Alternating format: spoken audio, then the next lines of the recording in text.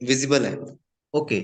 सो जैसा आप देख पा रहे हैं दोस्तों कि हम बात कर रहे हैं गाल स्टोन्स और किडनी स्टोन्स के बारे में। तो सबसे पहले तो ये फर्स्ट स्लाइड है। तो सबसे पहले तो हम देखेंगे डिफरेंस क्या है दोनों में। किडनी स्टोन्स जैसे हमें पता है लोकेशन क्या है कि किडनी स्टोन्स हमारी जो रहती हैं वो रहती हैं हमारे किडनी में। और गॉल स्टोन्स जो है वह गॉल ब्लैडर में हमेशा होती हैं। और पेन की जो साइट है वो बिलो द रिब्स। अगर हम बात करें किडनी स्टोन्स के बारे में, बिलो द रिब्स और बैक साइड में पेन रहती है। और गाल स्टोन जो अपर राइट एब्डोमेन है या सेंटर ऑफ द एब्डोमेन में हमें पेन रहती है। साइज उसका वेरी करता है। जो हमारी गॉल स्टोन है, जो गॉल ब्लैडर में स्टोन्स है, वो गोल्फ साइज तक बड़ी हो सकती है। और जो किडनी स्टोन्स है उनका साइज भी वेरी करता है। सो कॉम्पोजिशन का अगर हम बात करते हैं तो ज्यादातर जो किडनी स्टोन्स है वो कैल्शियम ऑक्सलेट की फॉर्म में होती है, मोर देन 80%। और जो हमारी गॉल स्टोन्स हैं वो ज्यादातर सुपर सैचुरेटेड कोलेस्ट्रॉल होता है, जो हमारी बॉडी अनडाइजेस्ट रह जाता है और डाइजेस्ट नहीं कर पाती आसानी के साथ। ठीक है ना। तो ये हो गया मेन डिफरेंस दोनों का, कि क्या डिफरेंस है दोनों में, गॉल ब्लैडर में स्टोन्स में और किडनी स्टोन्स में। दोनों स्टोन्स की तरह ही हम उनसे नॉमेनक्लेचर करते हैं, लेकिन डिफरेंस क्या है कि वो कैल्शियम ऑक्सलेट है और बेसिकली वो गॉलब्लैडर स्टोन्स है वो सुपर सैचुरेटेड कोलेस्ट्रॉल है हमारी बॉडी में। तो सिम्टम्स गॉलब्लैडर स्टोन्स, सबसे पहले अभी क्या करेंगे, हम गॉलब्लैडर स्टोन्स के बारे में पहले बात करेंगे और किडनी स्टोन्स के बारे में बाद में। तो जैसा आप देख पा रहे हैं कि सडन इंटेंसिफाइंग पेन, मतलब उसके सिम्टम्स क्या है, वैसे कोई सिम्टम नहीं आता है, लेकिन जैसे ही उसकी पेन शुरू होती है हमारी बॉडी में या हमारे गॉलब्लैडर में, right side of the abdomen या सेंटर ऑफ द एब्डोमेन में, तो बहुत तेज पेन निकलती है। और शोल्डर ब्लेड्स के पीछे भी पेन उसकी निकलती है, राइट शोल्डर में भी। नोजिया और वॉमिटिंग बहुत ही कॉमन, ये जो एक सिम्टम है कि अगर चैलेंज है तो वॉमिटिंग शुरू हो जाती है और कुछ भी डाइजेस्ट नहीं हो पाता। और थोड़ा सा भी अगर कुछ भी हम इनटेक करते हैं तो हमारी बॉडी उसको वॉमिट करके बाहर फेंक देती है। तो ये तो हो गया symptoms in case of gall bladder stones. अभी है क्या गॉल ब्लैडर स्टोन्स या क्यों बनते हैं? तो इसमें हमें सबसे पहले दोस्तों देखना पड़ेगा या समझना पड़ेगा कि बाइल क्या होता है। बाइल एक ऐसा, मैं अगर सिंपल भाषा में उसे बोलूं, it just act like a detergent in our body. ये क्या करता है, हमारी बॉडी में जितना भी फैट है, जितना भी कोलेस्ट्रॉल है, उसको डाइजेस्ट करने में, ब्रेक डाउन करने में ये हेल्प करता है। ये स्मॉलर पार्टिकल्स में ब्रेक डाउन करता है। उसके बाद क्या होता है कि जो हमारा पेनक्रियाज वो लाइपेज छोड़ता है, उसको स्टिल स्मॉलर पोर्शन में डाइजेस्ट करके हमारी बॉडी को देता है। तो अभी बाइल क्या है, बाइल अगर प्रोड्यूस लिवर करना बंद कर दे या उसकी प्रोडक्शन हिंडर हो जाए, कहीं से रुक जाए या लैग कर जाए, तो क्या होगा कि हमारी बॉडी में कोलेस्ट्रॉल का डिपॉजिट होना शुरू हो जाता है गॉल ब्लैडर में। और उसका सैचुरेशन होनी शुरू हो जाती है। अभी बाइल करता क्या है, एक फ्लूइड है जो डिसॉल्व करता है फैट को और फैट सॉल्युबल विटामिन्स को अब्सॉर्ब करने में हमारी बॉडी की हेल्प करता है। अभी फैट सॉल्युबल विटामिन्स कौन कौन से होते हैं, जैसे विटामिन ए है, विटामिन डी है, विटामिन ई है, विटामिन के है। ये सभी फैट सॉल्युबल विटामिन्स हैं। तो अगर हमारी बॉडी में बाइल की प्रोडक्शन कम हो जाती है, रुक जाती है, कमी हो जाती है, तो एक तो फैट जो हम इनटेक कर रहे हैं, जो हमारी बॉडी प्रोड्यूस करी कोलेस्ट्रॉल, उसको ब्रेक डाउन नहीं हो पाता उसका। और जैसे अगर ब्रेक डाउन नहीं हो पाया तो बॉडी अब्सॉर्ब नहीं कर पाएगी उसको एज सच। तो आपको समझ जाना चाहिए डायरेक्ट लिंक है बाइल की प्रोडक्शन में और in the formation of gall bladder stones. Bile की कमी का हो जाना जिसके कारण वो कोलेस्ट्रॉल अनडाइजेस्टेड रह जाता है, फैट अनडाइजेस्टेड रह जाता है, फैट का ब्रेक डाउन नहीं हो पाता और वो हमारी गॉल ब्लैडर में डिपॉजिट होना शुरू हो जाता है in the form of cholesterol. तो क्या कॉजेज हैं लो बाइल प्रोडक्शन के? सबसे पहले उसमें एक्सेसिव इंसुलिन। इंसुलिन जैसे हमें पता है दोस्तों कि हमारा पेनक्रियास प्रोड्यूस करता है जब भी हम कुछ खाते हैं। और इंसुलिन एक फैट स्टोरिंग हार्मोन है, एनर्जी फैट स्टोरिंग हार्मोन है बेसिकली। तो अगर हमारी बॉडी में बहुत ज्यादा मात्रा में इंसुलिन बन रहा है, ठीक है, रीजन कुछ भी हो सकता है, रीजन डायबिटिक्स भी हो सकता है, रीजन और कई रीजन है उसके पीछे। तो अगर वो इंसुलिन की मात्रा हमारी बॉडी में ज्यादा प्रोड्यूस हो रही है, बार बार प्रोड्यूस हो रही है, तो वो बाइल के रिजर्व को डिप्लीट कर देगी। अगर सैचुरेटेड फैट हम अपनी डाइट में कम खा रहे हैं, वो फैट्स जो रूम टेम्परेचर पे जम जाते हैं, सॉलिड फॉर्म में आ जाते हैं, तो उनको हम बोलते हैं सैचुरेटेड फैट्स। ठीक है ना। तो इसमें जैसे घी हो गया, मक्खन हो गया, कोकोनट ऑयल हो गया, ये सारे सैचुरेटेड फैट्स हैं। तो अगर ये हमारी डाइट में कम है तो क्या होगा कि बाइल, क्योंकि ये ट्रिगर करते हैं रिलीज ऑफ बाइल, ये ट्रिगर करते हैं बाइल की रिलीज को। अगर ये हमारी डाइट में कम है, हम लो फैट डाइट पे चल रहे हैं, ऐसी डाइट पे चल रहे हैं जिसमें फैट हमने बिल्कुल ही जीरो कर दिया है, तो बाइल की प्रोडक्शन हिंडर होने वाली है डेफिनेटली। एक्सेसिव एस्ट्रोजन, लेडीज में स्पेसिफिकली ये हार्मोन की मात्रा ज्यादा होती है, और प्रेगनेंसी और में तो बहुत ज्यादा होती है। तो अगर एक्सेसिव एस्ट्रोजन हमारी बॉडी में है, खासकर फीमेल्स में, तो बाइल की प्रोडक्शन को वो रोक देता है। एक्सेसिव कॉर्टिसोल, जिसे हम स्ट्रेस हार्मोन भी बोलते हैं, अगर हमारी डाइट में, सॉरी, अगर हमारी बॉडी में कॉर्टिसोल की मात्रा बढ़ी हुई है, स्ट्रेस लेवल हमारे हमेशा हाई रहते हैं, ऐसी जॉब पे हम या हमारा ऐसा लाइफस्टाइल है कि हमारी बॉडी में कॉर्टिसोल की मात्रा बढ़ी रहती है, तो भी वो बाइल के प्रोडक्शन को हिंडर कर देती है। एंटीबायोटिक्स, एंटीबायोटिक्स अगर हम ज्यादा मात्रा में ले रहे हैं तो वो भी बाइल के प्रोडक्शन को हिंडर कर देता है। इसमें दो तीन चीजें मैं अभी और ऐड करूंगा। फाइबर, अगर हमारी डाइट में फाइबर की कमी है तो बाइल को की प्रोडक्शन को वो रोक देता है, ठीक है।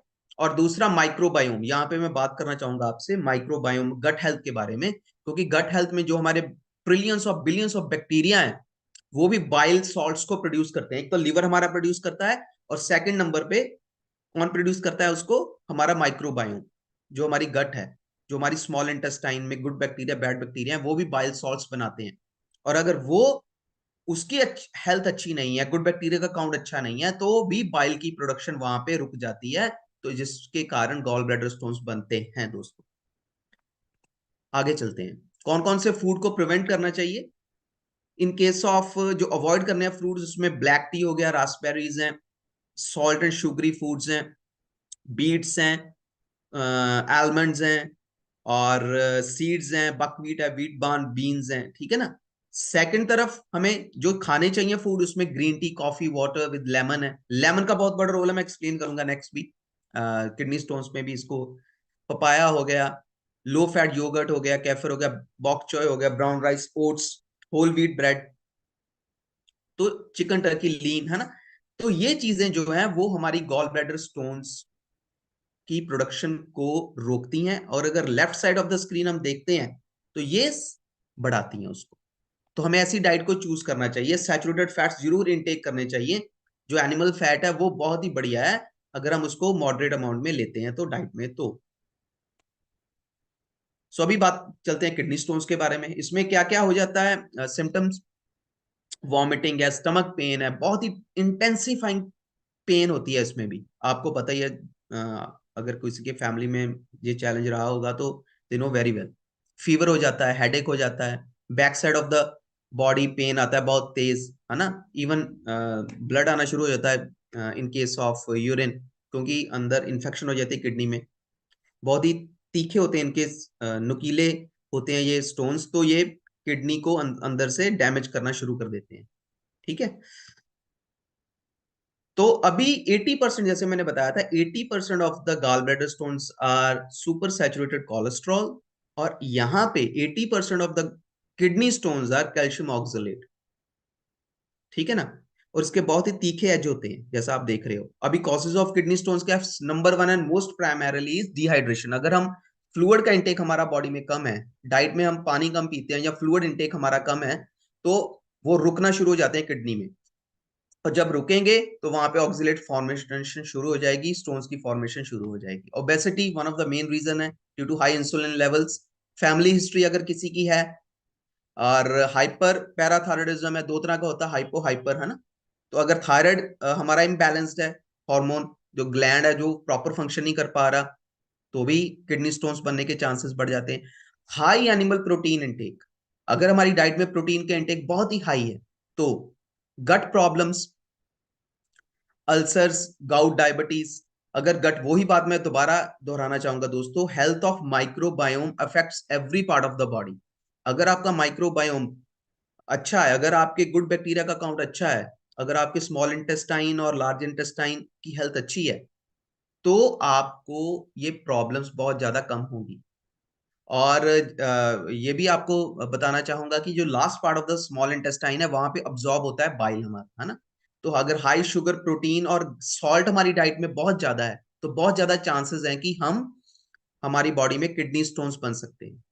तो हमें अगर ये इनसे बचना है तो इन चीजों पे ध्यान देने की हमें सख्त जरूरत है।